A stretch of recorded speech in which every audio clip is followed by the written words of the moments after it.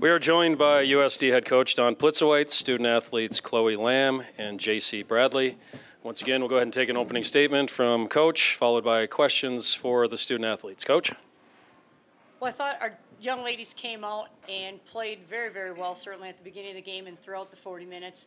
When you have 10 days off from your last game, you're not really sure what to expect. And I thought our young ladies approached practice during that time frame with a great mentality, and I think got better defensively, certainly from the last time that we played Fort Wayne. So stifling defensive effort out of our young ladies, and certainly excited that we have an opportunity to play on. Questions for the student athletes. Again, if we could have a show of hands. I've got a wireless mic here. Name and affiliation, please. We'll start with Mick down here in the front. JC, talk a little bit about that start, and particularly your start. The first 6 threes. That's kind of a dream come true type start to a game. Yeah, like Coach said, we've been really focused the last 10 days since we played our last game, and we've had a great week of practice. We had a few days off, and we came back to Vermilion and got back to work. I think our defense really carried us in that game and sparked us on the offensive end.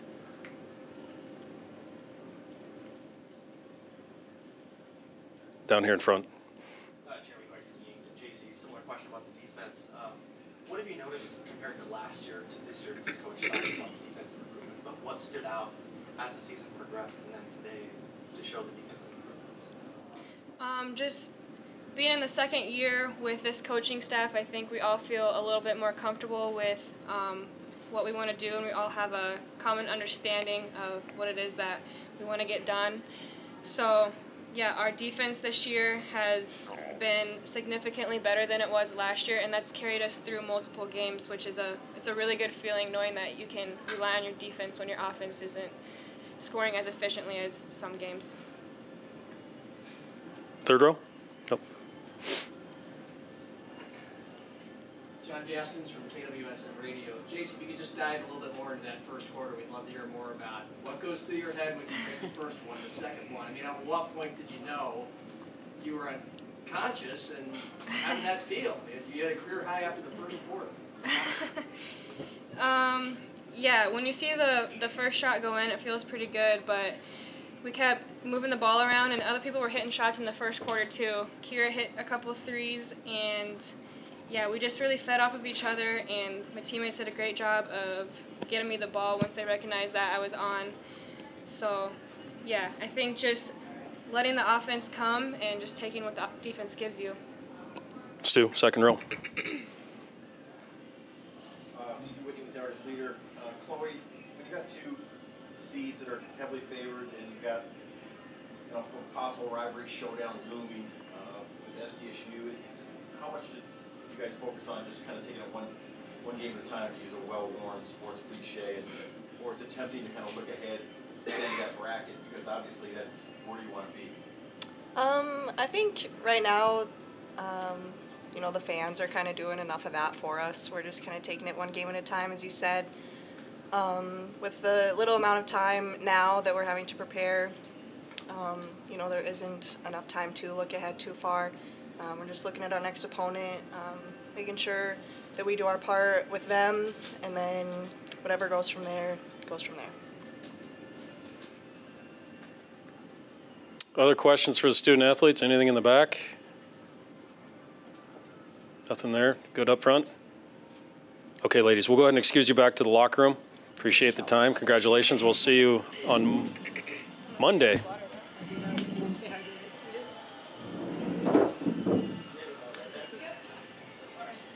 And we'll go ahead and continue with questions for Coach. Start down here in front with Mick.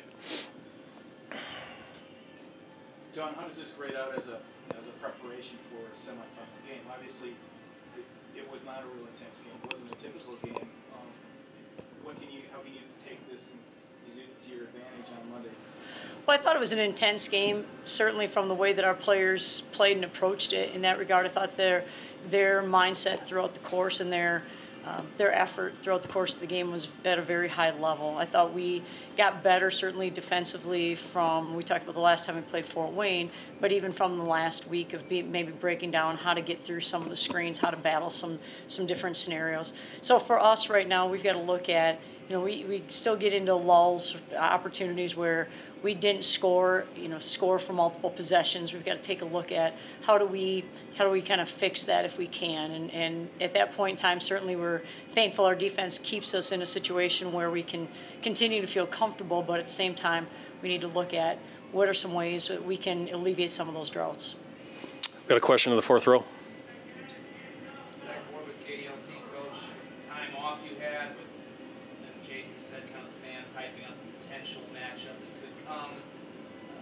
Were you a little worried about how they might come out? Was that what you expected, for them to be so crisp after the layoff and playing a team that obviously has a lot of struggles right now?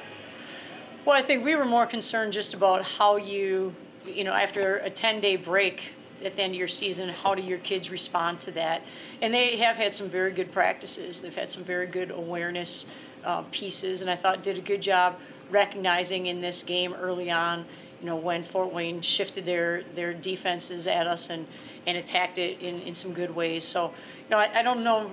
Right now we don't even talk about anything beyond Fort Wayne, and now we look at our next opportunity to play. So we're not concerned about that at this point in time. Our kids just have to keep improving right now. And I know that that's another old coach cliche thing, but we'll just say boring. It's okay with us. We're okay with that. Question all the way in the back. Coach, just to kind of reiterate what you just mentioned there at the end of the question, how important is it, and it's part of your message right now, that whether it's a 50-point win or a 5-point win, that we move past this win right away and get back to being 0-0, because the next game will be the last game. Is that well, exactly.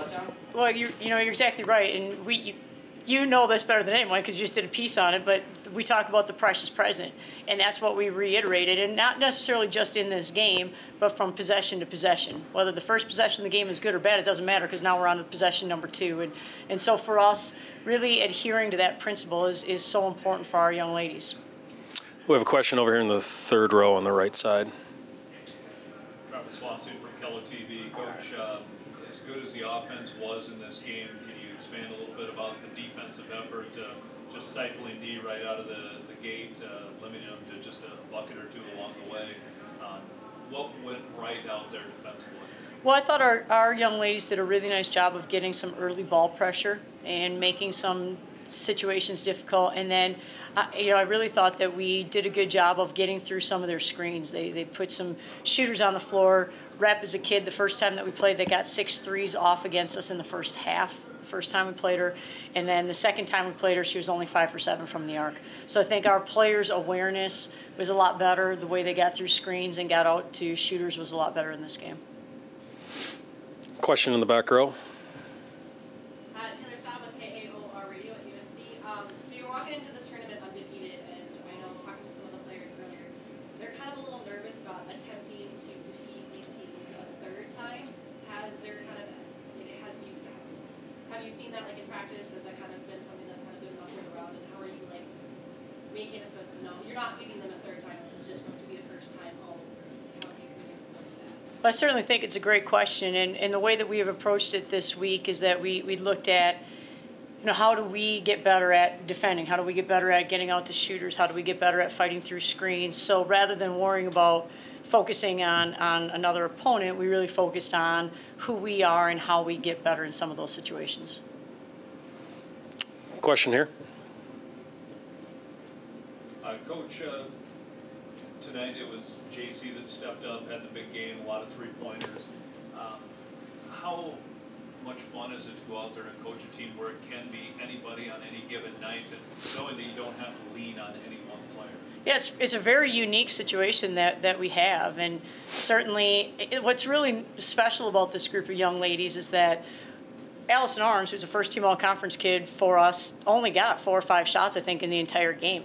It wasn't like she wasn't making shots. She missed a couple, but she didn't get very many. But she's the first. She has 8 rebounds in the game, and she's the first kid cheering for JC when JC's knocking in shots and passing to JC. So the excitement that our players have for their teammates, to celebrate their teammates' successes, is a really neat feature out of this group. We can take a couple more questions. We'll start with one here from the second row. Coach, kind of a unique situation in the conference tournament when you got the Jacks ready to take a floor here. How do you handle that with your team? Do you go and watch them play, or do you guys don't want to think about SDSU at all until possibly Tuesday?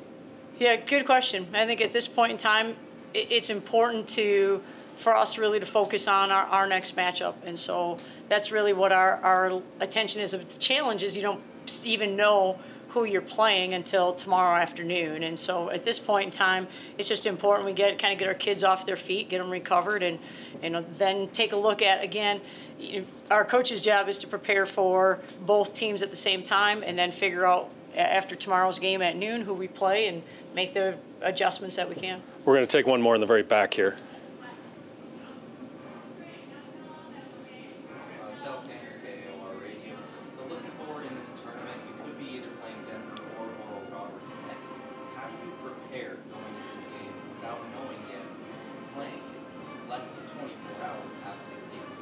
Yeah, it's a great question. Certainly what we've done at this point in time as coaches is broken down the film on both teams and looked at scenarios that caused us problems, either things that we struggled to defend or ways that they defended us that gave us some issues. And then we'll focus on, again, maybe some very simple fundamental aspects of basketball and try to look at it that way. Then, and go into practice tomorrow without probably knowing who we're going to play.